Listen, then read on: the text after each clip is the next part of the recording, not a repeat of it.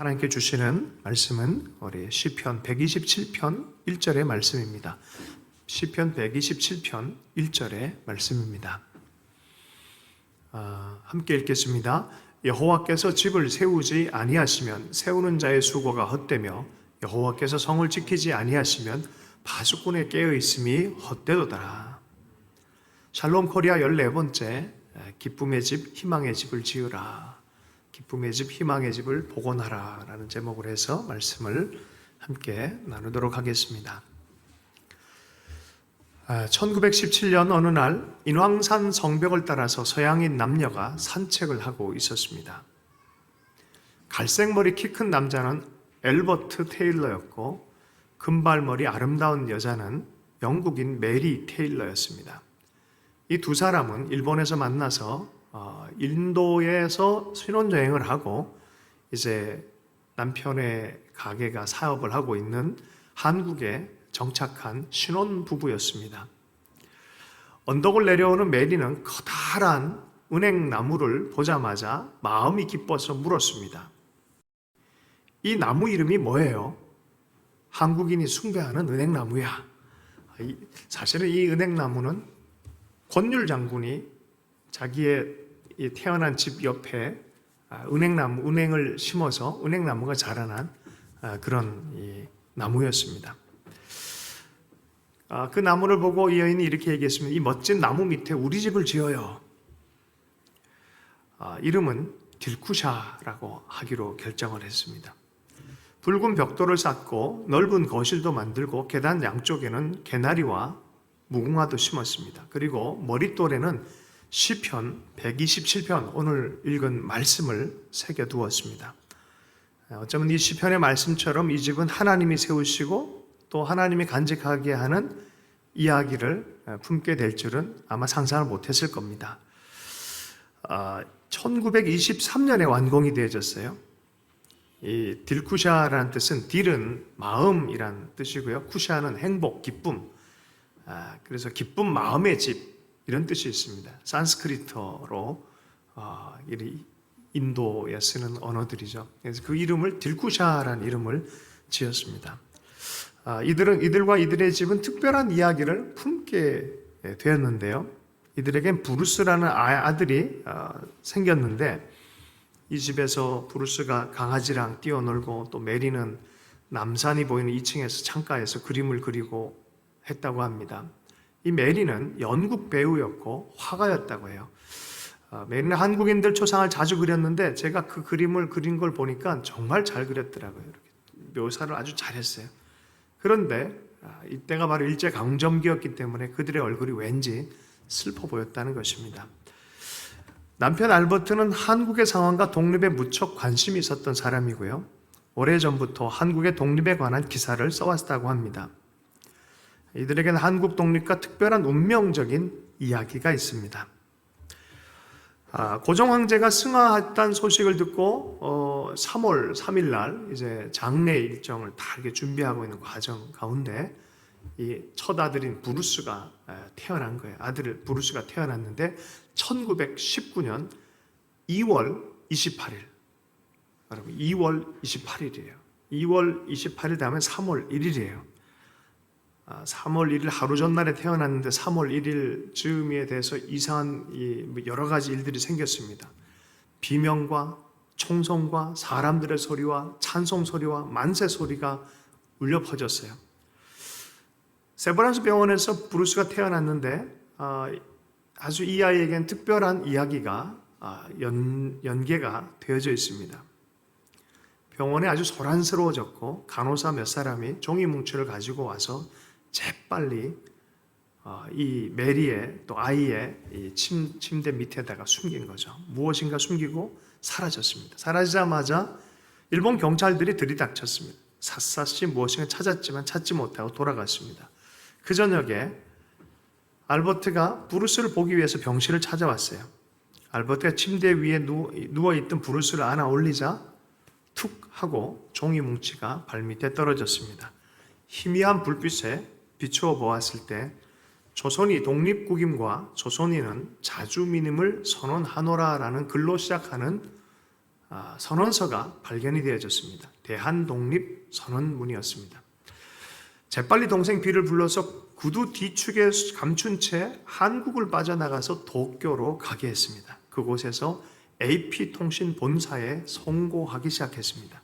한자도 빠지지 않고 외신과 전 세계에 알리는 계기가 되어졌습니다. 그 당시에 미국 윌슨 대통령의 민족 자결 운동 그런 정신에 의거해서 각 민족과 나라가 주체적인 사명 또 나라의 운영에 대한 꿈을 꾸는 그런 시기에 맞추어서 3.1 운동을 일으킨 것이었습니다. 3월 3일 고종 황제 서거 사건에도 이 알버트는 그 모든 걸 다 촬영을 하고 외신에게 전한 일들도 있었고요.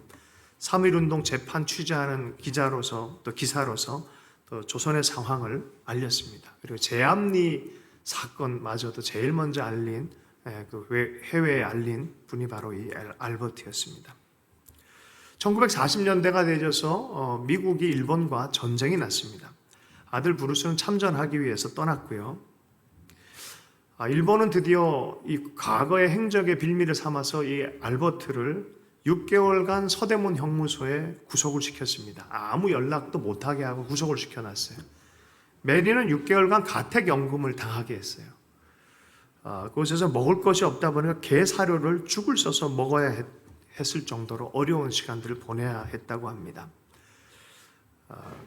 글에 남겨진 글에 보면 이런 얘기가 있어요. 우리는 여기저기서 먹을거리를 마련했다. 달걀 한 줄을 때로는 누군가 가져다 주기도 하고 또 암탉 또 뭐 꽁을 잡아서 누군가 갖다 놓고 누가 갖다 준지 이름은 안 밝히고 또 김치도 갖다 놓고 가난한 한국인들이 보여준 그 따뜻한 사랑에 대한 기록들을 이렇게 남기고 있어요. 급기야 추방 명령, 아들이 돌아오지도 않았는데 추방 명령을 당해서 또 미국으로 들어가게 되어지는 그런 상황이 생겼습니다. 미국에 들어가서 몇 년 안 돼서 알버트는 이제 사망하게 되었습니다. 유언을 남겼어요. 내 나라, 내 집에 돌아가길 원하고 그곳을 보길 원한다. 내 나라라는 표현을 썼다고 합니다. 그리고 이 48년에 군함을 어떻게 수소문해가지고 알아서 한국에 들리게 되어졌고 딜쿠샤에 한번 방문을 하게 되어지고 그리고 그 유해 자체를 그 유언대로 선교사 양화진 외국인 선교사 묘역에 묻히게 됐다는 거죠. 그 메리가 그걸 다 그 과정들을 다 하게 됐다고 합니다. 여러분 꽃 하나 이렇게 해서 양화진에 혹시 가면은 알버트라는 이름 보면 아마 그분이구나 이렇게 확인하면 좋겠습니다. 그 집의 이름이 딜쿠샤였어요. 1926년 화재가 나기도 했지만 1930년부터 이들이 가꾸고 돌보고 꿈꾸고 또 생활했던 그 모든 거를 그 공간 자체에 가진 의미가 이렇게 있잖아요. 그것을 요 근래 복원을 했어요. 그 사이에는 집이 없는 사람들이 그곳에 들어가 살기도 하고 이런 일들이 많이 있었습니다. 중간에 이제 손녀되는 사람들 또 이게 후손들이 자료들 수천 자료들 또 메리가 쓴 저작들 이런 걸 통해서 이런 집이 있었다는 사실을 알게 되어지면서 한국에 알려지고 또 교수님들 통해서 또 복원 작업들 위치와 이런 것들 다 하면서 알게 되어진 거예요. 지금은 빌딩 술처럼 돼 있어요. 사직터널 딱 지나자마자 그 위쪽에 있어요. 그 구세군 교회가 있고 그 옆쪽에 있어요. 권율 장군 생가터 바로 옆이 이 딜쿠샤예요. 2016년 2월 28일에 아이가 태어났잖아요. 97세 된 브루스가 이곳을 찾아왔어요. 그리고 감회에 젖어서 과거에 복원되어진 것들을 이제 바라보면서 꿈꾸고 또 이야기들이 계속해서 그때 한참 이제 알려지기 시작을 해줬어요. 이야기가 끝나지 않았고 그들의 삶을 통해서 어떤 일들이 있었는지가 계속 연계가 되어지고 알려지기 시작이 되어졌습니다. 1916년 서울시와 문화재청이 복원을 하기 시작했고요. 2019년에 개방을 하기 시작했고 2017년 8월 8일에 문화재 등록 687호가 되어졌어요. 퇴락하고 아무것도 아닌 그런 정말 버려지고 노숙자들이 들어가 살고 했던 그런 집이 사랑하게 되어진 마음으로 알게 되어지니까 알면 보이나니 보인 후에 보는 것은 그 이전 것과 같지 아니하더라 하는 것처럼 원래의 의미를 복원하고 세워지는 그 일을 통해서 많은 사람들이 감동을 받았어요. 그 이야기가 끝나지 않은 것을 보게 되어집니다. 여러분, 오늘 주시는 말씀이 바로 이 희망의 집, 기쁨의 집을 다시 보수하라라는 제목의 말씀으로 나누기를 원합니다.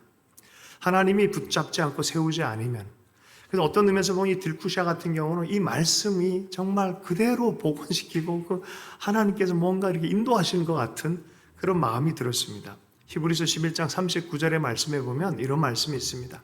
이 사람들은 다 믿음으로 말미암아 증거를 받았으나 약속된 것을 받지 못하였으니 이는 하나님이 우리를 위하여 더 좋은 것을 예비하셨은즉 우리가 아니면 그들로 온전함을 이루지 못하게 하려 하심이라. 윗세대와 다음 세대가 다 같이 있어야 어떻게 이룰 수 있는 스토리가 있다라는 거예요. 하나님 나라의 이야기가 있다라는 거예요.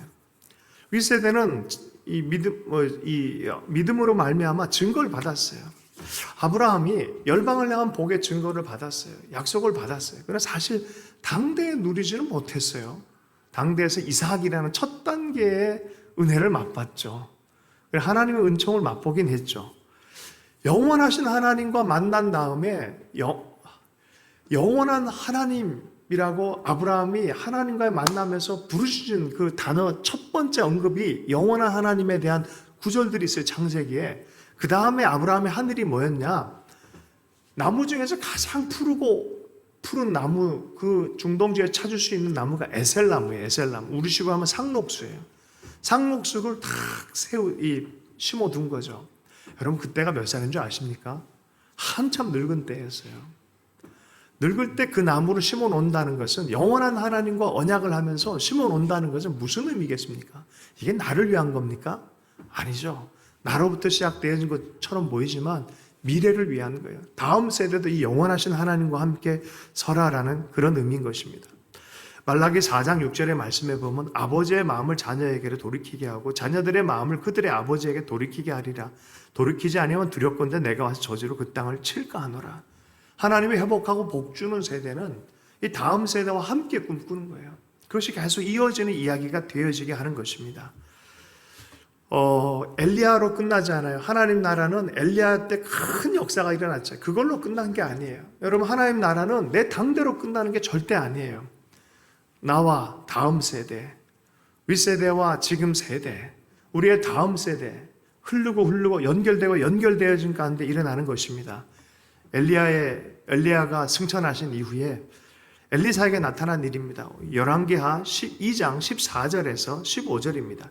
엘리야의 몸에서 떨어진 그의 겉옷을 가지고 물을 치매 이르되 엘리야의 하나님 여호와는 어디 계시나이까 하고 그도 물을 치매 물이 이리저리 갈라지고 엘리사가 건너니라. 맞은편 여리고에 있는 선지자 제자들이 그를 보며 말하기를 엘리야의 성령이 하시는 역사가 엘리사 위에 머물렀다 하고 가서 그에게 나아가 땅에 엎드려. 여러분, 엘리사에게 임한 이야기와 능력들은 엘리야의 이야기였어요. 엘리야의 이야기는 누구로부터 시작됐습니까? 하나님으로부터요. 아브라함의 이야기는 누구의 이야기입니까? 영원하신 하나님의 이야기예요. 그 이야기는 누구에게 있어요? 이삭에게 있는 거예요. 야곱에게 있는 거예요. 이것이 같이 흘러가는 것입니다. 여러분, 이 관점에서 보면 우리의 눈물도 이해가 갑니다. 성경에 자세히 보면요, 내 슬픔과 내 눈물이 당대로만 끝난다 그러면 이게 너무 슬픈 거예요. 사실은 성경 중에 제일 슬픈 여인이 나오미예요. 나오미. 모압 땅에 가가지고 그때는 뭐 자랑할 것도 많이 있고 자녀들도 있고 떳떳한 또 좋은 가문의 사람들이었단 말이죠. 그러니 얼마나 떳떳했겠습니까? 그런데 자식 둘을 잃어버려요. 자녀를 잃은 여인의 마음이 어떻겠습니까? 그런데 가문 가운데 또 들어가요. 자부들을 내보내야 되는 그런 상황입니다. 그럼에도 불구하고 하나님의 마음을 붙들고 살아가는. 왜냐하면 자부가 루시 그런 얘기 하잖아요. 어머니의 하나님이 나의 하나님이고. 그 룻은 그래도 그 가운데서도 믿음을 붙들고 간, 슬픔 가운데서도 슬픔의 여인이라고 스스로 표현하잖아요. 슬픔 가운데도 믿음을 붙들고 간 거예요. 여러분, 이 믿음, 완성되어진 열매는 보지 못했지만 여전히 이 가운데서 슬픔을 당하고 있지만 여전히 믿음을 붙들고 가는 이 나오미의 일생은 어떻게 될까요? 그 당대 다 누렸을까요? 아니거든요. 다음에 보십시오. 우리가 잘 알듯이 다윗 가문을 이뤄요. 다윗 가문에서 예수 그리스도를 보게 되어진 역사까지 일어납니다. 그리고 이후가 되면 될수록 저는 이런 걸 생각할 때마다 1907년도에 우리 선조들의 기도가 또 이곳에 와서 1866년도에 토마스의 순교가 천국에서 가장 기쁜 스토리가 되지 않을까. 자기가 피 뿌려서 복음의 순교를 한 그 영혼이 천국에서 만약에 한국을 보면 그 흘려진 피가 얼마나 값지고 기쁠까. 여러분, 모든 어미와 리더들은 이런 과정이 있습니다. 모세는 40년 동안 광야에서 자기 버림의 시간을 배웠어요. 너무너무 힘들었죠. 인생 자체가 의미 없이 40년 장인의 이 양을 치는 인생으로 광야의 길을 40년을 철저하게 무의미하고 가치 없음, 낮아짐, 가장 높은 자리에 있다 가장 낮은 자리에서 끊임없이 그걸 받아들여야 하는 그런 삶을 살았어요. 환경은 만만했습니까? 빌딩 숲에 사는 게 아니잖아요. 밤은 매일 광야고 사막이고 그곳에서 물을 찾지 않으면 살지 못하는 그런 양치기의 삶을 살았습니다. 이 40년의 삶이 백성을 40년 이끌기에 정확한 리더십이었어요. 자기를 위한 아픔이 아니었어요. 본인이 다음 세대를 위해서 훈련받는 시간들이었어요. 여러분, 그래서 길게 봐야 돼요. 영원하신 하나님의 관점 안에서 내 삶을 볼 줄 안다면 의미가 발견되어집니다. 하나님의 눈 안에서 내 삶을 해석하고 조금 멀리 바라보는, 너무 가까이서 보면 도리어 안 보인다 그러잖아요. 가까이서 보면서 안 보인대. 작년에 안 보이죠. 너무 가까워서. 인생의 문제나 이런 것들이 여러분 적절한 시각을 유지를 해야 돼요. 하나님의 은혜의 시각을 유지해야 제대로 보는 것입니다. 성경 중에 요시아라는 인물이 있습니다. 이 인물은 아버지와 그 할아버지가 아주 하나님을 떠난 삶을 살았고 퇴락함에도 불구하고 모든 하나님의 집들을 무너뜨림에도 불구하고 무너뜨린다고 생각도 못한 아버지와 할아버지를 가지고 있었어요. 남유다의 계보의 왕입니다. 솔로몬 이후에 북이스라엘과 남유다가 갈라졌어요. 남유다는 정통성, 다윗 왕가의 정통성을 갖고 있지만 북이스라엘은 사실 연합을 해야 되는데 연합하기 싫어가지고 그 위에다 베델이란 단을 쌓고 여기로 모여라, 예루살렘을 오지 못하게 하고 이상한 제단을 만들어 놓고 자기들끼리 모임을 하고 했었습니다. 자, 북이스라엘 그러면은 좀 이해하는데 이 남유다에서 가장 악한 왕이 돼버렸어요. 할아버지가. 그의 이름이 므낫세. 그의 아들, 그 아버지 므낫세를 따라서 똑같이 악하게 했던 아몬. 할아버지가 그렇고 아들이 그래요. 그런데 이 남유다에서 강력한 개혁을 일으킨 것이 바로 손자이고 아들인 요시아입니다. 요시아 때 하나님의 말씀을 수종드는 일이 생겼고요. 하나님의 마음으로 이 우상 숭배의 길에 돌이킨 일이 있었습니다. 열왕기하 21장 20절, 21절, 22절의 말씀입니다. 아몬이 그의 아버지 므낫세의 행함같이 여호와 보시기에 악을 행하되 그의 아버지가 행한 모든 길로 행하여 그의 아버지가 섬기던 우상을 섬겨 그것들에게 경배하고 그의 조상들의 하나님 여호와를 버리고 그 길로 행하지 아니하더니 퇴락하고 무너지게 만든 거죠. 하나님께서 아름답게 지어져갈 영적인 그 집들, 민족적인 집들을 다 무너뜨린 일들이 생겼습니다. 자, 그런데요, 이상한 말씀이 발견이 되어집니다. 믿음의 계보, 하나님 나라의 계보는 계속해서 살아계신 하나님과 믿음의 역사를 통해서 계보가 계속 형성이 되게 돼 있어요. 그래서 믿음의 전당이라고 하는 히브리서 11장에 보면 이렇게 시작합니다. 믿음으로 시작해야 된다라고 말하면서 11장 3절에 믿음으로 모든 세계가 하나님의 말씀으로 지어준 줄 우리가 아나니 보이는 것은 나타난 것으로 말미암아 된 것이 아니니라. 보이지 않는 하나님, 영원한 하나님이 계시다라고 고백하며 그 길을 걸어가는 그 계보가 있다라고 성경은 얘기를 합니다. 이 요시아는 어떤 이 사람이냐면은 열왕기상 13장에 보면은 보세요. 잘 들으셔야 돼요. 솔로몬 이후에 북이스라엘과 남유다가 나누어졌는데 북이스라엘과 남유다가 나눠졌을 때 위에 베델이라는 제단이 마련되어질 때 하나님의 사람이 유다로부터 북이스라엘 파송이 되어집니다. 그곳에 가서 갑자기 예언을 하기 시작해요. 이런 예언이에요. 열왕기상 13장 1절과 2절의 말씀입니다. 보라, 그때 하나님의 사람이 여호와의 말씀으로 말미암아 유다에서부터 베델에 이르니 마침 여로보암이 제단 곁에 서서 분향하는지라. 하나님의 사람이 제단을 향하여 여호와의 말씀을 외쳐 이르되 제단아 제단아 여호와께서 이같이 말씀하시기를 다윗의 집에 요시아라 이름하는 아들을 낳으리니 그가 내 위에 분향하는 산당 제사장을 내 위에서 제물로 바칠 것이요 또 사람의 뼈를 내 위에 사리리라 하셨느니라. 이 아버지 세대 이 허물어져가는 이러한 것들을 다 뒤엎어버릴 사람이 나올 거라고 얘기를 해요. 요시아란 인물이 나올 거다 이게. 여러분 성경을 면밀하게 살펴보면 이게 충격적 예언이라는 걸 알게 되어질 거예요. 바로 요 예언 다음에 몇 년이 있다가 나오냐면 300년이 있다가 요시아가 등장을 합니다. 그게 열왕기 하 23장 15절 16절의 말씀이에요. 300년 뒤에 실제로 요시아란 인물이 나왔어요. 그리고 하나님의 뜻에 대해서 잊기 시작합니다. 15절 16절 말씀 또한 이스라엘에게 열왕기 하 23장 15절 16절입니다. 또한 이스라엘에게 범죄하게 한 느밧의 아들 여로보암이 베델에 세운 제단과 산당을 왕이 헐고 또 그 산당을 불사르고 빻아서 가루를 만들며 또 아세라 목상을 불사르더라. 요시아가 몸을 돌이켜 산에 있는 무덤들을 보내어 그 무덤에서 해골을 가져다가 제단 위에서 불살라 그 제단을 더럽게 하니라. 이 일을 하나님의 사람이 전하였더니 그 전한 여호와의 말씀대로 되었더라. 갑자기 300년이 있다가 이 역사가 이어지기 시작합니다. 숨겨진 역사처럼 무엇인가 하나님의 역사는 뒤로 물러나고 폐퇴되어지고 무너진 것처럼 보이는데 300년 이후에 갑자기 예언대로 다시 세워지기 시작합니다. 할렐루야. 우리 속에서 짓던 기쁨의 집, 우리 속에서 짓던 희망의 집, 하나님 나라에 대한 꿈의 집들을 여러분 보수할 수 있길 축복합니다. 하나님 나라의 계보가 다시 한번 이어지기를 원합니다. 우리나라의 역사에도 그러한 일들이 있으면 좋겠어요. 이사야서 58장 12절의 말씀입니다. 내게서 날짜들이 오래 황폐된 곳들을 다시 세울 것이며 너는 역대에 파괴된 기초를 쌓으리니 너를 일컬어 무너진 데를 보수하는 자라 할 것이며 길을 수축하여 거할 곳이 되게 하는 자라 하리라. 퇴락하고 끝나버린 것 같은 것을 다시 역대에 파괴된 기초, 수백 년 파괴된 그 기초를 다시 일으키고 다시 보수하고 다시 수축하고 거할 곳이 있게 하는 자들이 태어날 거라는 거예요.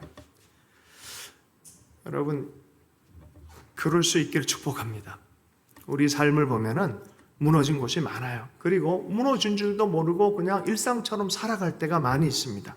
그러나 어느 순간에 육신의 아버지 세대가 그래 할지라도 하나님과 마땅히 이어야 될 하나님의 음성과 믿음의 세계로 다시 다윗처럼 일어나야 될 그런 선택을 하고 일어나야 될 그런 사람들, 그런 사람들 주님이 주목하고 있다는 거예요. 300년 전부터 주목하고 계셨다는 거예요. 일으킬 사람들을 주목하고 계셨다는 거예요. 신사참배 가운데서 일본의 신도 숭배하라고 신사참배를 교회에 강요했을 때 교회가 다 신사참배 했잖아요. 그런데 한 분, 또 몇 사람들, 특별히 주기철 목사님 같은 분들 목숨을 내놓고 반대하고 순교를 당하셨습니다. 여러분, 참 이게 있는 그대로를 삶을 보고 역사를 복원한다는 것은 참 쉽지 않은 시간들인 것 같아요. 확실히.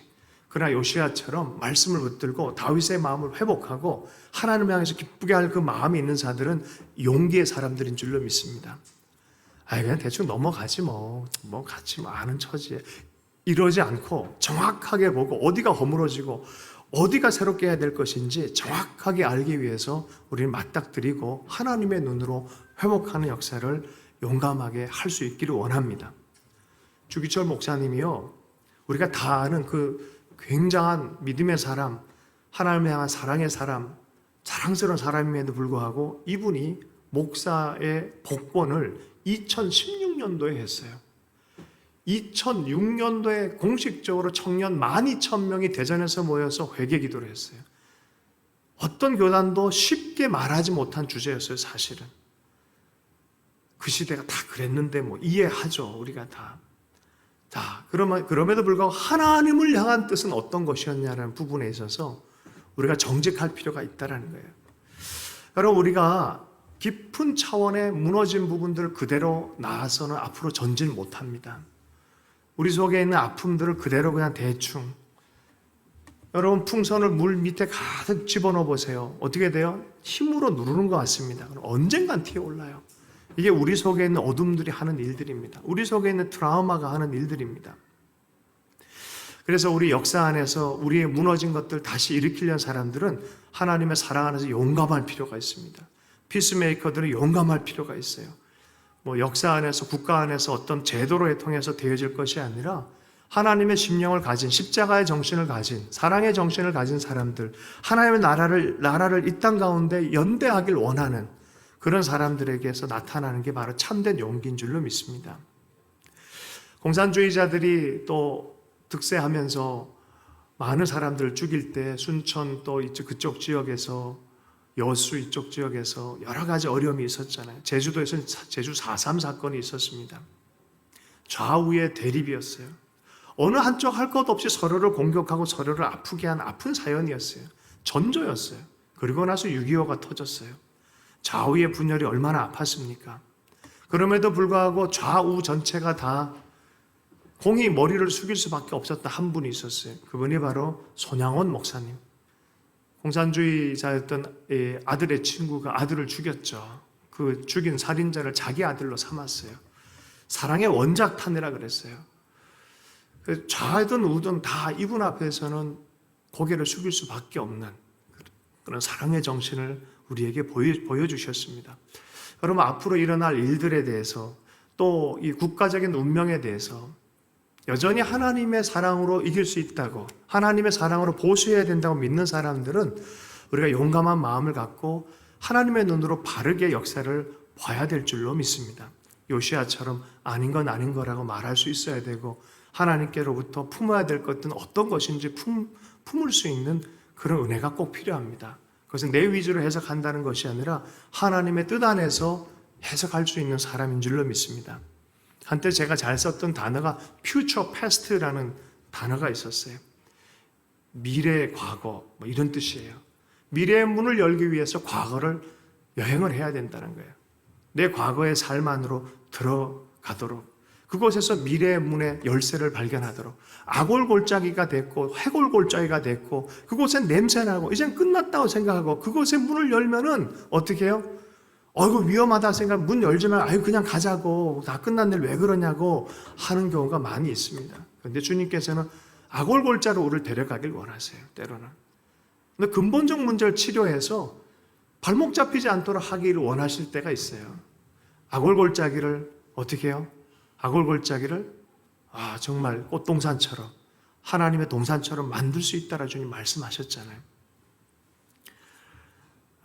그죠? 퓨처 패스트 예전에 유명했던 오두막이라는 소설을 보면은 성폭행을 당한 그 주인공이 어느 날 편지를 하나 받아요. 삼위일체 하나님으로부터 편지를 받아요. 소설이니까. 초대를 받아서 갔는데 자기의 공포의 그 현장으로 데려온 거예요. 주소를 찾아가 봤더니 얼마나 떨리고 겁나겠습니까? 근데 그곳에서 내가 너를 버린 적도 없었고 그 고통 가운데 나도 너무 아파했었고 그래서 그곳에서 그것을 과거의 내버림과 공포와 버려짐의 그런 고통으로 끝나는 게 아니라 하나님의 눈으로 다시 한번 재해석하는 눈을 얻습니다. 하나님의 눈으로 보고 하나님 눈 안에서 회복되는 인생에 대해서 퓨처 패스트가 되어진 것이죠. 여러분 우리 안에 역사의 생채기들이 꽤 많이 있어요. 하나님 눈으로 복원이 필요한 것입니다. 교회 안에서 또 치유가 많이 필요합니다. 지금은 어떻게 하면 좋을까요? 다시 한번 회복해야 돼요. 영원하신 하나님이 계시고 그분을 향해서 순전하고 온전한 부르짖음의 기도가 필요합니다. 유튜브를 통해서 나누어지는 기도가 아니라 하나님 앞에 하나님의 존재성 앞에 임재함 앞에 정직하게 하나님을 믿고 기도하는 기도가 필요합니다. 필요에 따라서 우리는 여러 가지 이 기도 사용할 수가 있죠. 그러나 지금 정말 필요한 것은 진짜 영원하신 하나님 앞에 그분의 능력으로 세워질 수 있고 회복할 수 있다는 믿음으로 기도하는 그 기도가 정말 필요한 줄로 믿습니다. 역사의 구비구비마다 이러한 믿음의 사람들이 역사의 줄기를 만들어 갔던 것을 보게 되어집니다. 영국도 그렇고 미국도 그렇고 또 미국에서는 참 재미난 일이 있더라고요. 인디언들의 국가, 연합국가가 미국이라는 나라가 온전히 세워지기 전에 있었다 그러더라고요. 한 5개 부족들이 연합을 해서 함께 이렇게 나무 밑에 다 이제 무기를 버리고 평화, 여기 이로커이 인디언이라고 어떤 이 책에 보니까 나오더라고요. 그들이 평화를 위해서 노력한 그 일들이 벤자민 프랭클린이 볼 때 너무너무 아름다운 거였어요. 그래서 하나님 이런 나라가 되게 해주세요. 미국이란 나라가 영국에서 독립하면서 이런 나라가 되게 해주세요. 라고 하나님께 기도했다는 거예요. 이렇게 인디언의 모형들이 하나님의 이름으로 하나님의 마음으로 이런 식으로 좀 대해진 나라, 그게 미합중국이 태어나는 어떻게 보면 씨앗 같은 일들이 이렇게 생겼어요. 여러분 한국에도 그런 일들이 생겼으면 좋겠습니다. 또 그리고 꿈꿨던 사람들이 있어요. 1919년 상하이에서도 그랬고요. 3.1 운동 때도 그랬고요. 1948년 우리 남한의 의회에서도 그랬었고요. 이 국회에서도 그랬고요. 1948년과 1919년 역사적 논쟁할 이유가 하나도 없어요. 이건 이어지는 것이지, 융합되어지는 것이지, 분리되어져서 정치화할 이야기가 사실은 아님에도 불구하고 하나님 쪽에서 보면은 똑같은 것임에도 불구하고 어쩌다 이렇게 되는 줄 모르겠어요. 어찌됐든 저는 때를 따라서 하나님께서 이 나라 가운데 행할 수 있고 이곳의 주권자는 하나님이신 것을 여전히 고백하는 자들이 기도할 때 이 나라 가운데 선한 역사를 주님께서 주실 것을 확신합니다. 지금은 그런 기도자들이 필요해요. 순전하게 기도하는 자들이 정말 필요하다고 믿습니다. 예레미야 6장 16절 말씀입니다. 여호와께서 이와 같이 말씀하시되 너희는 길에 서서 보며 옛적 길 곧 선한 길이 어디인지 알아보고 그리로 가라. 너희 심령이 평강을 얻으리라 하나 그들의 대답이 우리는 그리로 가지 않겠노라. 옛적 선한 길이 있어요. 처칠도 독일과의 싸움에서 이젠 끝났다. 저기 비행기가 오고 이러면 할 게 없다. 그런데 처칠이 참 믿음의 씨앗이 있었어요. 국가 기도의 날을 선포했어요. 그리고 지금은 하나님 외에는 방법이 없다. 대신 패배의식이 없어요. 하나님은 하실 수 있다는 믿음으로 기도하기 시작했어요. 희한한 역전이 생겼어요. 미국에도 영국에도 믿음의 사람들이 일어나서 기도하기 시작할 때 이러한 역사들이 참 많이 있어요. 우리 6.25 가운데서도 그러한 일들이 있어요. 구비마다, 역사의 구비마다 이러한 일들이 우리 민족에게 너무나 많이 있었습니다. 한국이 참 재밌어요. 하나님 나라의 말씀과 복음과 연대되게 참 좋은 스토리를 갖고 있어요.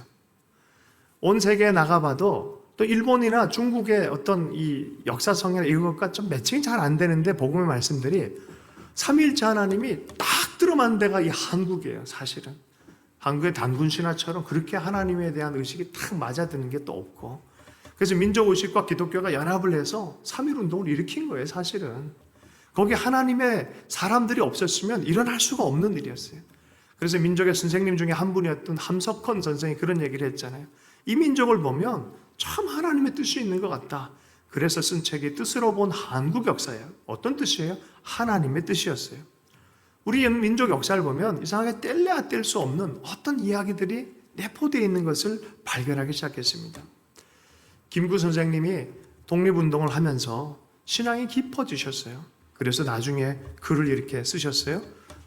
가끔 종종 제가 얘기하는 이야기입니다. 우리의 경제력, 부력은 우리의 생활을 풍족히 할 만하고 우리의 강력은 남의 침략을 막을 만하면 족하다. 오직 한없이 가지고 싶은 것은 높은 문화의 힘이다. 어떤 문화인지 아십니까? 복음 문화예요. 사실은 하나님의 생명 문화를 위해서 얘기하는 거예요. 우리 리더들, 선조들은 하나님의 뜻이, 하나님의 생명의 문화가 이곳에 가득하도록 애쓰고 기도하고 자기의 삶을 드린 사람들이었어요. 나의 소원이라는 글에서 이렇게 얘기를 합니다. 내 소원이 무엇이냐고 하나님께서 물으신다면 나는 서슴지 않고 우리나라 대한의 완전한 자주 독립이요. 여러분, 역사에는 사관이라는 게 있어요. 어떤 식으로 볼 거냐의 부분이 있어요. 많은 사람들이 잘 먹고 잘 사는 방향으로 또 세계의 힘을 가진 방향으로 볼지 모르지만 우린 생명 문화로 보겠다. 할렐루야. 똑같아요. 내 인생을 어떤 눈으로 볼 것이냐, 내 개인의 삶을 어떤 눈으로 볼 것이냐가 하나님의 치유하시는 손길이 임하는 그런 루트가 나는 줄로 믿습니다. 그 집에 대한 의미를 알고 났더니 와, 이거 복원을 하잖아요. 문화재청에 등록하잖아요. 딜쿠시아, 기쁨의 집, 희망의 집, 복원이 되어지잖아요. 그 손길을 기다리고 있잖아요. 우리 세대 안에서도, 역사 안에서도 또한 의미로 또 새겨지잖아요. 우리 안에 새겨야 될 하나님의 뜻이 있어요. 각 사람 안의 인생에 숨겨진 비밀들이 있다니까요. 우리 한 사람 한 사람마다 하나님의 이야기가 있어요. 그 하나님의 줄기를 잡고 살아가야 되는 게 우리 인생들의 사명인 줄로 믿습니다. 한 사람 한 사람 다 있다니까요. 그걸 붙들고 그 의미를 갖고 다윗처럼, 요시아처럼 일어나야 돼요. 그러지 못하고 살다가 어느 순간 정신 차려보니까 아차 싶을 때 있잖아요. 그럼 빨리 돌아와야 되는 거예요. 저는 이 중에 하나가 바로 통일한국이라고 생각해요. 요즘 통일 얘기하면 좌파 아니냐라고 오해를 많이 하는데 그렇지 않아요. 민족의 미래와 온 세계의 어떤 이 뜻이 있는 것 같아요. 한국에는 참 특별한 뜻이 있다고 생각합니다.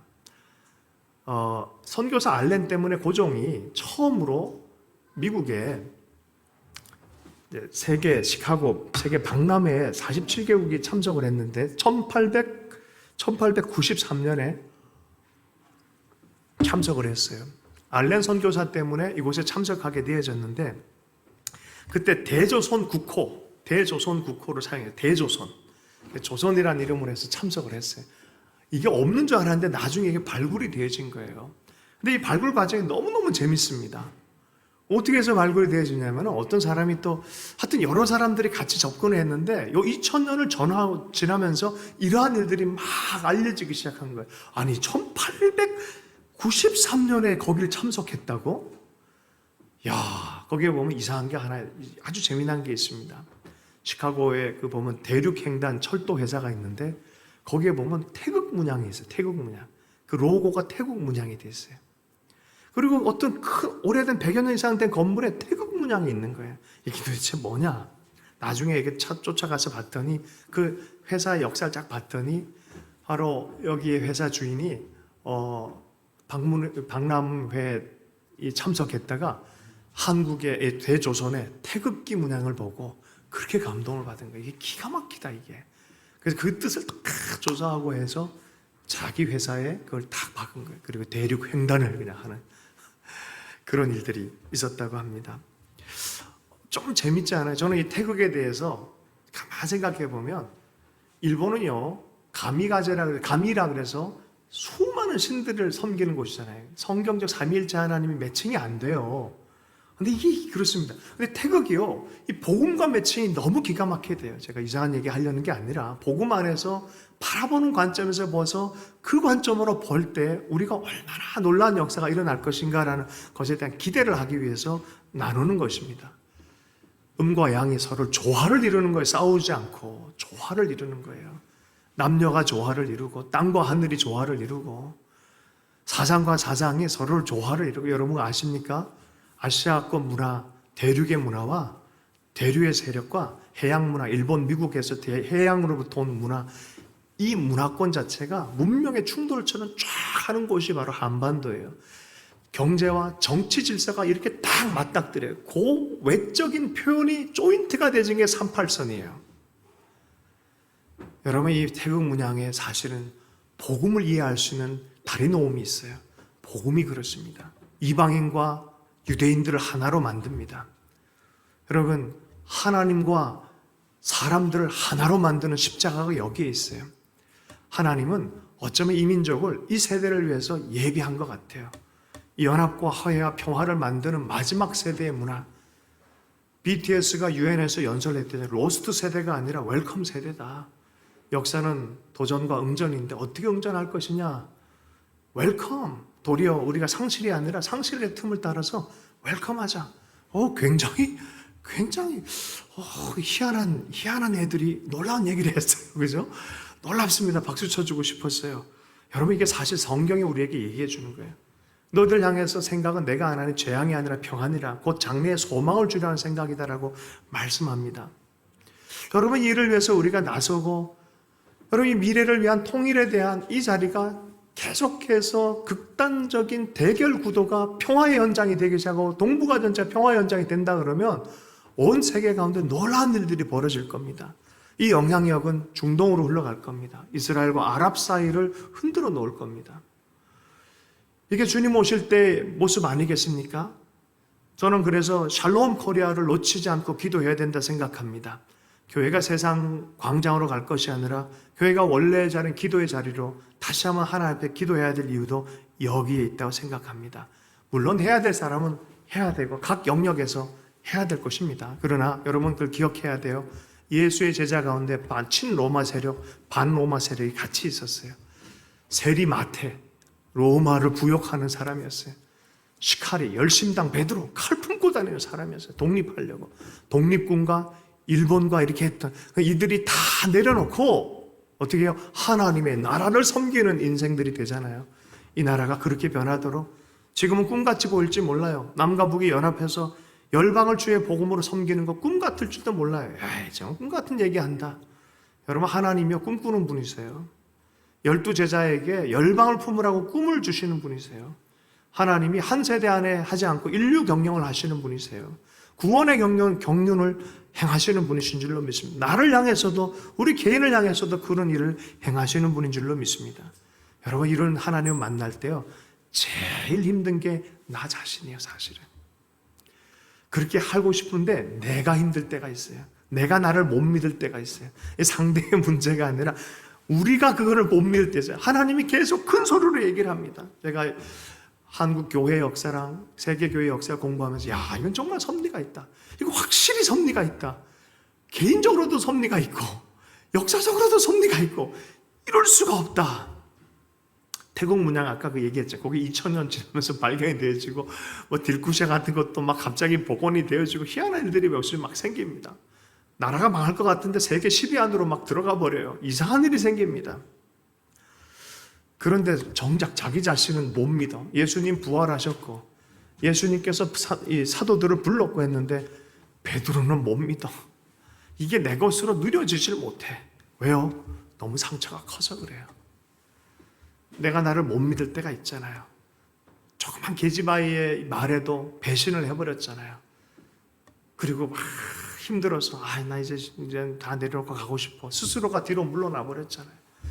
주님이 다가오십니다. 계속 네가 나를 사랑하느냐? 네가 나를 사랑하느냐? 여러분 네가 나를 사랑하느냐 할 때 아버지의 품이 기다리고 있는 걸 알아야 되는데 내가 큰형이 돼서 내 자신에게 엄격하게 대하면서 너는 안 돼! 라고 할 때가 너무 많아요. 손을 붙잡지 못해요. 베드로가 제대로 대답 못하잖아요. 3번씩이나 계속 집요하게 주님 사랑하고 있다는 것. 내가 너를 향해서 재앙이 아니라 평안을 계획하고 있다. 장래의 소망을 계획하고 있다. 말하잖아요. 여러분 내가 왜 나를 인정 못하는지 알아요? 내 능력과 내 실력으로 계속 살아가려고 하는 자아의 문제가 있기 때문에 그래요. 사실은 하나님 크게 하심과 능력 주심이 누구 손 안에 있는 줄 아십니까? 하나님의 손 안에 있어요. 하나님이 세우고 하나님이 만물의 주제가 되셔서 권능을 베푸시는 것은 하나님이 하시는 일이라는 거죠. 너 나 믿고 내 손 붙잡고 이 여정을 함께 하지 않을래? 할 때 손 붙잡는 거예요. 아니 나는 아닌데 내가 이게 아닌 건데 계속해서 내 힘으로 살려는 사람들입니다. 역대상 29장 12절의 말씀입니다. 부와 귀가 주께로 말미암고 또 주는 만물의 주제가 되사 손에 권세와 능력이 있사오니 모든 사람을 크게 하심과 강하게 하심이 주의 손에 있나이다. 부와 귀가 주께로 말미암고 또 주는 만물의 주제가 되사 손에 권세와 능력이 있사오니 모든 사람을 크게 하심과 강하게 하심이 주의 손에 있나이다. 다시 꿈꿀 수 있고 다시 사랑할 수 있는 능력이 나에게 있는 게 아니에요. 그분의 사랑이 있고 그분의 능력이 있는 줄로 믿습니다. 퇴락하고 무너진 것을 보수하길 원하십니까? 다시 한번 주님의 그 음성에 반응할 수 있기를 원합니다. 요시야처럼 다윗처럼 주님의 영광을 보기 원하는 그 마음으로 일어나기를 원합니다. 저는 100여 년 전에 선교사들이 이 마음으로 왔다고 생각해요. 흑암 가운데 있는 이 땅을 향해 복음의 빛을 비추기를 원했어요. 저는 언더우드를 보다가 나보다 이 나라를 더 사랑했구나라는 걸 확신하게 되었어요. 오자마자 휴가 기간만 되면 백두산까지 올라갔어요. 온 사방을 떠돌아다니면서 복음을 전하고 말씀을 전하고 교회를 세우고 학교를 세우고 병원을 세우고 때만 되면 백두산을 올라갔어요. 그의 꿈은 남한만을 위한 것이 아니었어요. 하나님이 그에게 주신 꿈은 남한만을 위한 게 아니었어요. 민족 복음화였어요. 이 나라를 원래 인도 가려고 그랬어요, 이분이. 그러다가 음성 딱 듣고 저기 조선 초승 피플이 있다. 선택된 민족이 있다. 그들은 흰 옷을 입고 사는 민족이고 머리에 갓을 섬기며 쓰고 다니는 그런 민족이 있다. 제가 좀 우스갯소리를 했지만 정말 언더우드는요, 하나님의 음성을 직격탄으로 해서 인도 가려는 사람을 꺾어가지고 데리고 와서 여기 사역했어요. 그에게는 명확한 소명이 있었어요. 그리고 그 꿈은 북한을 향해서도 흘러갔었어요. 여러분, 이것이 복원되어야 될 거라 생각합니다. 아모스서에 보면은 뜬금없는 이름이 하나 나와요. 하나님의 회복의 때에 하나님 회복시키고자 하는 집이 하나 있다. 그 다윗의 장막이다 그래요. 수백 년 전에 돌아간 다윗의 마음으로 예배하고 기도하고 주의 임재를 간구했던 그 다윗의 장막이다라고 말을 해요. 내가 말이라는 그걸 세우겠다는 거예요. 여러분, 여러분의 각자의 딜쿠샤, 희망의 집, 기쁨의 집을 세우길 원합니까? 다윗의 마음, 요시아가 그 기준을 따라, 그 다윗의 마음은 그리스도 예수의 마음이에요. 사실은 그림자에 불과한 거죠. 그리스도 예수의 마음을 품고 우리의 각 개인적인 삶과 가정과 삶을 딜쿠샤의 집으로 세워갈 수 있기를 축복합니다. 이 나라를 그렇게 계속해서 복음의 꿈을 꾸고 복음 한국, 선교 한국을 꿈꾸는 그런 복음 안에서 통일되는 한국을 꿈꾸는 기도를 계속해서 쌓을 수 있기를 원합니다. 시편 127편 우리 다 같이 한번 읽고 말씀을 마무리하겠습니다. 함께 읽습니다. 여호와께서 집을 세우지 아니하시면 세우는 자의 수고가 헛되며 여호와께서 성을 지키지 아니하면 파수꾼에 깨어 있음이 헛되도다. 하나님, 그렇습니다. 주님이 세우기를 원하는 그 가정, 우리의 삶, 이 나라 역사 하나님께 의탁합니다. 보소하게 해주십시오. 다시 느헤미야처럼 세울 수 있도록 은혜를 허락해 주십시오. 결단한 자들 가운데 기름 부어 주시옵소서. 예수 이름 축복하며 기도했습니다.